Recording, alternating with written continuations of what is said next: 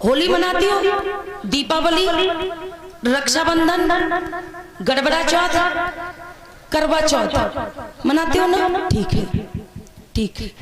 वैसे आज अभी जो मैं बताने वाली हूँ ये आप लोगों के लिए कम है, लेकिन हमारे सामने वालों के लिए कुछ ज्यादा है, क्योंकि आप लोग अगर त्योहार मनाने के लिए मना भी करते हो ना आप लोग, तो ये तुरंत रूठ के मायके चली जाती है। समस्या इनकी है, आपको नहीं समझाना, आप तो पहले से ही इन्हें समझाते, लेकिन ये मानने के लिए तैयार नहीं है। जरा सुनो और समझो, चिंतन करो, और जब हम बुलवाएं तो आप हमें जवाब देना, बोलना, ठीक है ना? आप होली मनाते हैं, आपके यहाँ होली गांव के अंदर नहीं रखी जाती होगी, होली आपके गांव के बाहर रखी जाती होगी। कहाँ रखी जाती है? इतने, ठीक है, रखी जाती है हमेशा गांव के बाहर रखी जाती है होली, ठीक है ना? पहली बात तो यह है कि गांव के बाहर होली क्यों रखी जाती, गांव के भीतर क्यों नहीं रखी जाती? आप लोग अच्छे से सुनो, शांति से, और समझना। अच्छे लगे तो मान जाना, और ना अच्छे लगे तो कोई जरूरी नहीं है, कोई थोपने वाली चीज नहीं है। वैसे हमसे पहले कई लोगों ने बताया भी होगा, लेकिन उनकी बात मानने के लिए तैयार नहीं। हो सकता है कि मेरी बात मान लो आप लोग, ठीक है ना? त्योहार, हम लोग जो बुद्धिजीवी लोग होते, जो अंबेडकरवादी लोग होते, हम लोग त्योहार कभी नहीं मनाते हैं। त्योहार का संधि विच्छेद जब करेंगे तो त्यो धन हार बराबर त्योहार। त्यो का मतलब होता है तुम्हारी, त्यो का मतलब होता है तुम्हारी, आपकी, और हार का मतलब होता है पराजय। जब जब आपकी हमारी हार हुई, तब तक कुछ शत्रु चालाक लोगों ने क्या बना दिया? त्योहार बना दिया, मतलब तुम्हारी हार। जब हम कभी किसी से कुछ युद्ध करते, लड़ाई करते, कोई काम होता, हम जश्न हारने का मनाते या जश्न जीतने का मनाते? खुशी। हारने की कितने लोगों को खुशी होती है? हारने की। अरे जैसे हमने कोई एग्जाम दिया और हम फेल हो गए, तो फेल होने की कितने बच्चे खुशी मनाते? फेल की खुशी मनाते हो क्या? तो काय की खुशी मनाते? पास की। पास की मनाते हो ना? ऐसे ही हम लोग क्या करते, हमें जश्न मनाना चाहिए जीत का, हमें खुशी मनानी चाहिए, पूरी पकवान बनाने चाहिए कि जिस समय हमारी महापुरुषों की जीत हुई थी। लेकिन हम लोग जश्न काय का मनाते? जीत के नहीं, हार। हम लोग हार का जश्न मनाते हैं। अब ये जो होली वाला त्योहार है, ये होली बाहर क्यों रखी जाती, मैं आपको थोड़े से समय में बता दूं, उसके बाद में मैं कथा सुनाऊंगी आपको। ये होली हर जगह मनाई जाती, लेकिन जिसे पता है वो होली नहीं मनाता, ठीक है ना? उसे लोग जो नहीं मनाता, वो गांव में लोगों का बुरा भी हो जाता है। आप लोगों में से भी इतने बूढ़े बुजुर्ग लोग कुछ ऐसे होंगे जो लोग होली नहीं मनाते, तो जो और होली खेलने वाले लोग होंगे, उनकी नजरों में आप बिल्कुल बेकार साबित होंगे। जो कहेंगे अरे वो तो बड़ा घमंडी आदमी है, वो तो रंग डालने के लिए भी मना करता। लेकिन सुनिए कि वो अगला इंसान मना क्यों करता है और क्यों नहीं करता है। होली के जितना घिनौना त्योहार कोई नहीं है, होली के जितना घिनौना त्योहार कोई नहीं है। अब जरा सुनिए कि इधर ये आपका जिला है मैनपुरी, ठीक है ना? जब हम कभी उधर कानपुर से आते हैं तो कानपुर के बाद पड़ता है कन्नौज जिला, और कन्नौज के आगे जब जाएंगे सीतापुर साइड तो कन्नौज के बाद पड़ता है हरदोई जिला। हरदोई, उस हरदोई जिले में हरदोई को बसाने वाले एक राजा थे जिनका नाम था हिरण्यकश्यप। हरदोई के राजा हिरण्यकश्यप, कोई भी बात ना करे और कोई ज्यादा इधर उधर चकमकाए ना। हरदोई के राजा हिरण्यकश्यप, और हिरण्यकश्यप जो है वो हमारी आपके बहुजन समाज के ही थे, भगवान बुद्ध के अनुयायी थे, धम्म को मानने वाले थे। जो हरदोई के हिरण्यकश्यप क्या है कि हिरण्यकश्यप की एक बहन थी। हिरण्यकश्यप की, अब जिसने सुना होगा ना उन्हें मतलब अपने आप आगे तक की बात समझ में आने लगेगी। हरदोई के राजा हिरण्यकश्यप की एक बहन थी जिनका नाम था होलिका। हरदोई के राजा हिरण्यकश्यप की एक बहन थी जिनका नाम था होलिका, और हिरण्यकश्यप की गृहिणी की कोख से एक बच्चे का जन्म हुआ था जिसका नाम था प्रहलाद। जो आप लोग कोई कभी गाना गाते तो कहते कनुआ मैंने बुलायो नहीं आयो हैं, द्रौपदी का तेरी बुआ लगते है, और प्रहलाद का तेरो जनक भूपा लगा जनका लगे, है ना, कि खम्मे से जनका बंदवायो काना मैंने बुलायो नहीं। ये वही वाले प्रहलाद की मैं बात कर रही हूँ। आप लोग जो जिस गाने में फिट करते हैं प्रहलाद को, तो प्रहलाद क्या है कि प्रहलाद हिरण्यकश्यप का अकेला बेटा है, छोटा बेटा है। बहन का नाम है होलिका, हिरण्यकश्यप की बहन की नाम होलिका। अब हुआ क्या कि प्रहलाद की शिक्षा दीक्षा दिलवाने के लिए हिरण्यकश्यप ने एक सेवक को बुलाया और कहा कि जाओ और मेरे बच्चे का दाखिला करवा दो। जाके दाखिला हुआ, लेकिन समस्या इस बात की थी कि हमेशा विचारों की लड़ाई होती है, विचारों की। अब विचारों की लड़ाई ये हुई कि हिरण्यकश्यप जो है पिता बुद्ध को मानने वाले हैं, लेकिन उनका जो बेटा है प्रहलाद का दाखिला हुआ राम को मानने वालों के स्कूल में। अब बेटे का दाखिला राम को मानने वाले स्कूल में, लेकिन पिता किसे मानने वाले? भोले लोगों, प्रहलाद का दाखिला हो गया ढोंगी पाखंडियों में, मतलब राम को मानने वाले स्कूल में, गुरुकुल में। पिता किसे मानने वाले? पिता बुद्ध को मानने वाले, लेकिन उनके बेटे का दाखिला कहाँ हो गया? राम को मानने वाले गुरुकुल में। पहले स्कूल तो होते नहीं थे, पहले गुरुकुल होते थे, अब गुरुकुल में दाखिला हो गया।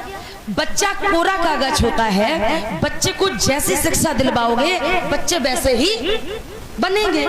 अब बच्चे को वहां के टीचरों ने राम कहना सिखा दिया, राम लिखना बोलना पढ़ना सीख, जो भी कोई भी काम करता तो वो राम के बिना कोई काम नहीं करता। हर काम में राम। लेकिन राम से नफरत किसे थी? पुत्र को तो राम को मतलब राम सिखा दिया, लेकिन पिता को राम से नफरत थी। पिता किसे मानने वाले? भगवान बुद्ध को। अब जो बुद्ध को मानने वाला होगा उसे तो वैसे भी करंट लगेगा, दूसरे का नाम लोगे। अब हुआ क्या कि प्रहलाद जब ये राम सीख के घर आया, अब देखा खाने में राम, पीने में राम, सोने में राम, लेटने में राम, कहीं आने जाने में राम।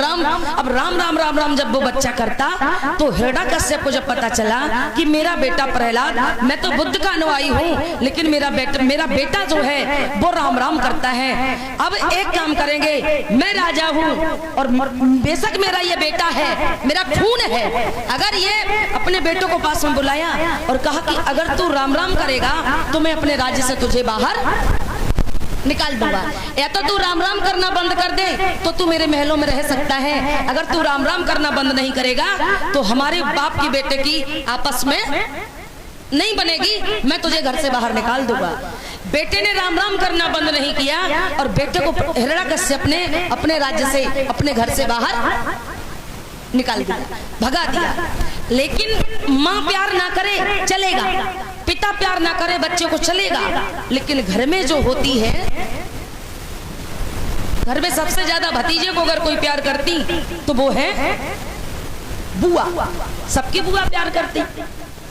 अब बुआ होलिका ने जैसे सुना कि भैया ने हमारे भतीजे को निकाल दिया, प्रहलाद को निकाल दिया, तो भैया के बिना जान में, अपनी भाभी के बिना जान में उन्होंने अब देख लिया मेरा भतीजा भूखा मर रहा होगा, प्यासा मर रहा होगा, और अन्य लोगों ने दारू जो होता शराब ये चीजें खाने पीने सिखा दी, दूसरे के बच्चे को बिगाड़ दिया।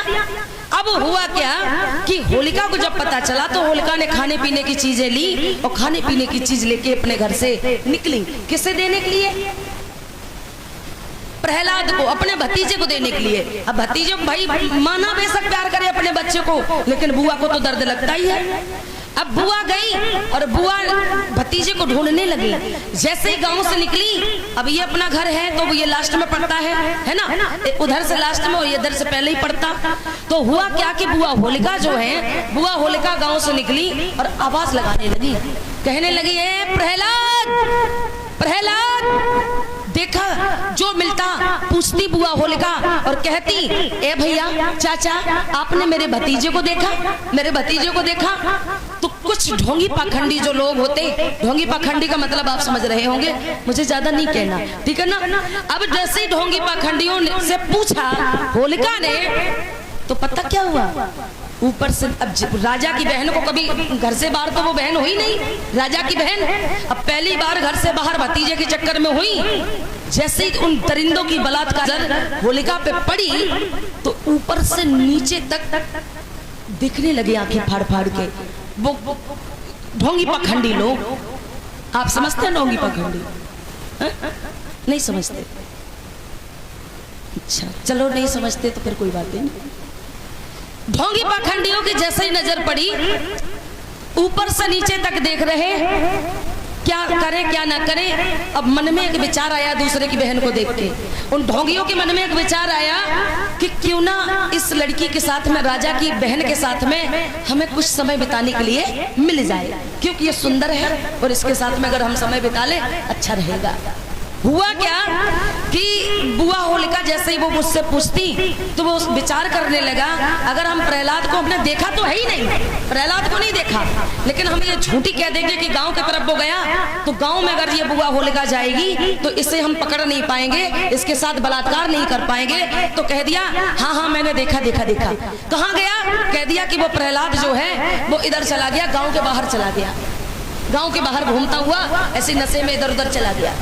दूसरे को पूछा, दूसरे की भी ईमान बिगड़ गया, दूसरे ने भी कह दिया गांव के बाहर चला गया। तीसरे से पूछा, तीसरे ने भी कह दिया गांव के बाहर चला गया। ऐसे 3 4 5 लोगों से जब पूछा ना होलिका ने, तो 3 4 5 लोगों ने गांव की तरफ ना बता के और कह दिया कि तुम्हारा जो भतीजा है वो गांव के बाहर, वो जंगल की तरफ निकल गया। झूठ कह दिया। अब वो जंगल की तरफ बुआ होलिका जैसे ही ढूंढने के लिए निकली, गांव के बाहर निकली। लोगों, अब गांव के बाहर जब कभी जाओगे तो गांव के बाहर सुरक्षा ऐसे नहीं हो पाएगी। आपकी इज्जत अगर लुटेगी तो गांव के लोग जो वहां तक जाएंगे तब तक वो पूरा काम हो चुका होगा। बुआ होलिका गांव के बाहर गई, तब तक वो 4 5 दरिंदे जिनसे उन्होंने पूछा था कि आपने मेरे भतीजे को देखा क्या, वही दरिंदे गांव के बाहर थे होलिका के पीछे। और जैसे ही गांव के बाहर गई तो पीछे से जाके उन बलात्कारियों ने, उन ढोंगियों ने, उन पाखंडियों ने बुआ होलिका को जाके पीछे से क्या कर लिया, दबोच लिया, पकड़ लिया।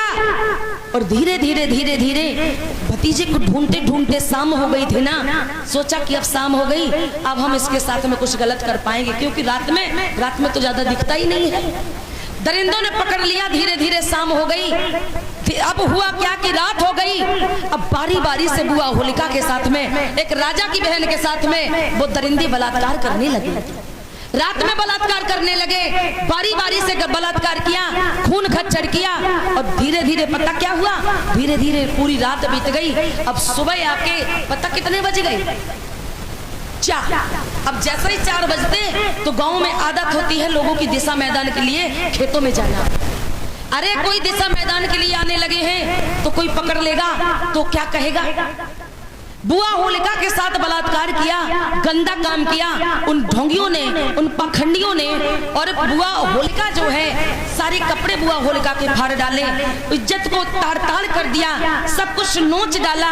अब बुआ होलिका न तो मरी है और न बुआ होलिका जिंदा है, बुआ होलिका बीच की है। क्या वो बेहोश पड़ी है, थोड़ी बहुत टरमराती तो है। बुआ होलिका कि मरने में कोई कसर नहीं है, खून खच्चर कर डाला, बलात्कार करके ये सब कुछ गंदा काम किया और बुआ होलिका बेहोश पड़ी है। लेकिन बुआ होलिका मरी नहीं। सुबह की जैसे ही 4 बजे सोचा, अगर ये ऐसे ही खून खच्चर की हालत में अगर ये इसे होश आ गया और ये होश आने के बाद अगर अपने घर चली गई और इसने अपने भाई को हिरण्यकश्यप को बता दिया तो हिरण्यकश्यप हम लोगों को पता चल गया कि हमने बलात्कार किया, तो फिर हिरण्यकश्यप मुझे मार डालेगा।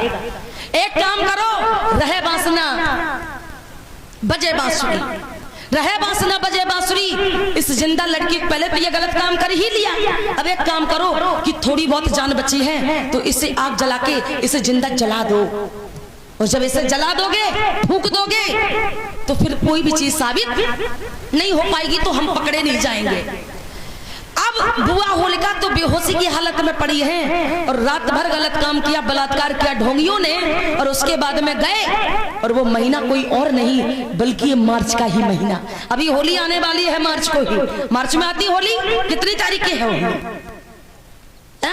मतलब जितनी जो भी तारीख की हो, मार्च के महीने में जो होली पड़ती लोगों, मार्च के महीने में लोगों की जो फसलें होती वो अप्रैल में करते हैं, गेहूं में जो भी होती अप्रैल में, तो मार्च में ना तो ज्यादा हरी होती फसल और ना ज्यादा सूखी होती। अब जलाएं तो जलाएं कैसे? कुछ गए इधर उधर जो गंदे बंदे कपड़े होते ना, खेत से कपड़े ढूंढ लाए, कोई गया कंडे इधर उधर से बीन लाया, कोई गया लकड़ी लाया, और कोई गया जो अन्य लोगों की, हमारे आपके जैसे लोगों के गेहूं खड़े थे, हरे हरे हरे गेहूं को नोच लाया, जौ को नोच लाया, गन्ने को नोच लाया, और ये सारी फसलों को नोच के उन्हें तो केवल आग लगानी है, उन्हें हरी सूखी से कोई लेना देना नहीं। अब वो सारी फसलों को नोच के लाए और उन्होंने कंडे लकड़ियां बोरी बोरा कपड़ों में आग लगाई, और जब वो घास फूस, ये गन्ने की पत्ती, गेहूं, जौ, जो भी ये सारी चीजें जब जलने लगी ना, तो जलती हुई आग में बुआ होलिका को पकड़ के उन दरिंदों ने क्या कर दिया? झोंक दिया, जिंदा लड़की को जला दिया, जिंदा बहन बेटी बुआ को जला दिया। और जलाने के बाद जब वो जल गई ना, ये जो गेहूं को जो सिस्टम है ना, जब भी कोई होली जलाते हो ना अपने घर में होली, तो ये गेहूं की बाली भी भूनते कि नहीं? गन्ना चाहे जीवन में कोई ना खाए, लेकिन उस दिन गन्ना खा लेंगे, और गन्ने की पत्ती में आग लगाते कि नहीं? अब गन्ने की पत्ती की परंपरा, ये हरी फसलों की परंपरा, भूनने की परंपरा, ये तभी से बन गई। अब हुआ क्या, उन्होंने ये आग तो लगा दिया, और जब जल के बुआ होलिका क्या हो गई? राख। सोचा कि अगर राख भी पड़ी रहेगी तब भी हम पकड़े जाएंगे, हम तब भी पकड़े जाएंगे। चतुर चालाक लोगों ने राख को इधर उधर क्या कर दिया? फैला दिया। अब नगर में आए, सोचा कि अब जो गलत करेगा वो तो कांपेगा। अब जब नगर में आए ना, गांव में नगर में आए और कहने लगे क्या करें क्या ना करें, समझ में नहीं आता क्या करें क्या ना करें। अगर हिरण्यकश्यप को पता चल गया तो वो तो राजा है, और जिसकी बहन के साथ गलत होगा, भाई राजा ना हो भिखारी हो, फिर भी भाई बहन की रक्षा करेगा कि नहीं करेगा? करेगा ना। लोगों, आज धीरे धीरे धीरे धीरे ये बात जब हिरण्यकश्यप को पता चली कि मेरी बहन के साथ में इस तरीके से बलात्कार करके जला दिया गया, अब नगर में आए वो ढोंगी पाखंडी, और नगर में पता क्या कहने लगे? देखना, जो हिरण्यकश्यप की जो बहन है ना होलिका, हिरण्यकश्यप बुद्ध को मानने वाले, होलिका बुद्ध को मानने वाली, तो कह दिया जो प्रहलाद जो था ना, प्रहलाद वो किसे मानने वाला? जंगल में वो बुआ होलिका गई, और बुआ होलिका आग जल रही थी जंगल में, अपने भतीजों को लेके जलती आग में बैठ गई, और कई राम को मानने वाला प्रहलाद बच गया, और कई बुद्ध को मानने वाली होलिका वो आग में जल गई। तो कह दिया देखो राम में है शक्ति। लोगों, इसी को कहते हैं मनगढ़ंत कहानी। बुआ होलिका क्या जलती आग में अपने आप आग में बैठी थी क्या? प्रहलाद को लेके बैठी थी? प्रहलाद को लेके बैठी थी क्या? नहीं, प्रहलाद से यहाँ उनका कोई संबंध नहीं, वो केवल ढूंढने के लिए निकली थी लोगों। और इधर जब गांव में आए तो उन्होंने झूठी अफवाह फैलाई, और इसलिए झूठी अफवाह फैलाई कि मेरा नाम ना आ जाए, और कह दिया जंगल में आग जल रही थी तो बुआ होलिका अपने भतीजे को लेके आग में बैठ गई, तो बुआ होलिका जल गई, और प्रहलाद में राम की शक्ति थी, इसलिए प्रहलाद क्या हो गया? बच गया। अब धीरे धीरे जब ये खबर हिरण्यकश्यप को पता चली तो हिरण्यकश्यप ने पता क्या किया? हिरण्यकश्यप ने उन बलात्कारियों को बुलाया दरबार में, बलात्कारियों को बुलाया और बलात्कारियों को खड़ा किया, और चमकती तलवार निकाली एक भाई ने, हिरण्यकश्यप ने। अब तलवार निकाली और कह दिया कि अरे जाओ कमीनों, अरे जाओ दरिंदों, तुम कोई माँ के बेटे, तुम कोई माँ के वीर नहीं हो, तुम वीर नहीं हो, तुम कायर हो, तुम अबीर हो। क्या हो? अबीर, तुम अबीर हो। और अपनी तलवार से उनके माथे को क्या कर दिया? चीर दिया। और चीरते समय कह दिया कि तुम बहादुर नहीं हो, तुम आबीर हो, तुम कायर हो, तुमने बहन बेटी के साथ गलत काम किया। अपने सेवकों को बुला के हिरण्यकश्यप ने उनके मुंह पता कैसे करवाए? उनके मुंह कैसे करवाए? पुराने समय में जब किसी को बेइज्जत किया जाता था तो मुंह उसका काला करवा दिया जाता था। मतलब चाहे काला कर दो चाहे नीला कर दो, मतलब उसका चेहरा दिखाई ना दे। काला मुंह करवा दिया। और काला मुंह करके हिरण्यकश्यप ने उन बलात्कारियों को पूरे नगर में घुमाया और कह दिया कि जाओ, अगर तुम ऐसी दूसरे की बहन बेटी मिलेगी तो तुम ऐसा ही काम करोगे, आज मेरी के साथ में हुआ। जाओ और तुम नगर की माताओं और बहनों के पैर छुओ और तुम कहो कि हमसे गलती हो गई। नगर में गए, पैर छूते, और जब हिरण्यकश्यप के पीठ पीछे वो लोग जाते तो कहते बुरा ना मानो, होली है, बुरा ना मानो, होली है। अरे बुरा ना मानो, हमने आपकी बेटी को जला दिया तो क्या हुआ? बुरा ना मानो, होली है।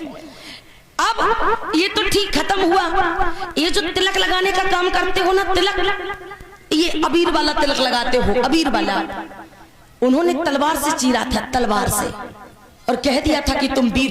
कलर नहीं लगाया था, जो अबीर होता, गुलाल होता, वो कोई भी नहीं लगाया था। उन्होंने अपनी तलवार से माथे को चीर दिया था उन दुष्टों के, और कह दिया था अरे जाओ तुम नगर में माता बहनों से माफी मांगो कि तुमने गलती की है। उनका लाल पीला काला मुंह करके नगर में घुमाया।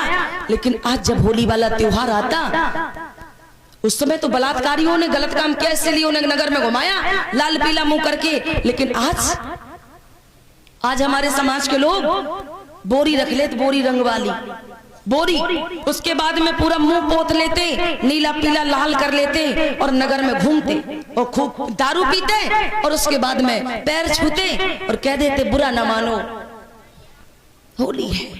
ठीक है ना? यहाँ एक बहन बेटी को जलाया गया, बहन बेटी को जलाया तो यहाँ पर आपकी क्या हुई? जीत हुई या हार हुई? यहाँ पर आपकी हार हुई। उस समय उस बहन को जला दिया गया। आज अगर दरिंदे अगर कहीं मिलेंगे ना तो आपकी बहन बेटी को भी जला दिया जाएगा। अगर आप इतने मजबूत नहीं हुए तो आपकी बहन बेटी को जला दिया जाएगा। लोगों, बहन बेटी जब किसी की होती है ना, किसी के साथ गलत काम होता तो जैसे दूसरे की माँ बहन बेटी, वैसे ही मेरी माँ बहन बेटी। ये जो होली वाला त्योहार है, ये रंग डालने वाला त्योहार है। ये रंग डालने वाले, होली वाले जितना घिनौना त्योहार कोई भी त्योहार नहीं है। ये होली वाला त्योहार, उन्होंने तो गांव के बाहर बलात्कार किया था, जाके किया था कि नहीं? लेकिन आज भी जब ये होली रखी जाती तो गांव के अंदर नहीं, वो गांव के बाहर रखी जाती। वो गांव के बाहर तभी से परंपरा बना दी उन्होंने, तो गांव के बाहर इसलिए भेज दिया कि वहां हम बलात्कार कर पाएंगे, गंदा काम कर पाएंगे, और गाँव में अगर रहेगी होलिका तो हम गलत काम नहीं कर पाएंगे, जला नहीं पाएंगे। इसीलिए उन्होंने गाँव के बाहर ले जाके बलात्कार करके जलाया। लेकिन आज जो आप लोग होली रखते हो और जलाते कितने टाइम? दिन में जलाते हैं, सुबह 4 बजे, वही रात में 4 बजे जलाते हो। तो ये जो 4 बजे जलाने की प्रक्रिया है, ये बस वही प्रक्रिया है कि 4 बजे जला दिया गया था होलिका को। आज अगर ये होली वाला त्योहार आप लोग मानते हैं, मनाते हैं, तो फिर जानबूझ के भी अनजान बनते हैं। अब आज के बाद आप लोग होली बिल्कुल भी मत मनाना, ठीक है ना? होली का त्योहार नहीं मनाना।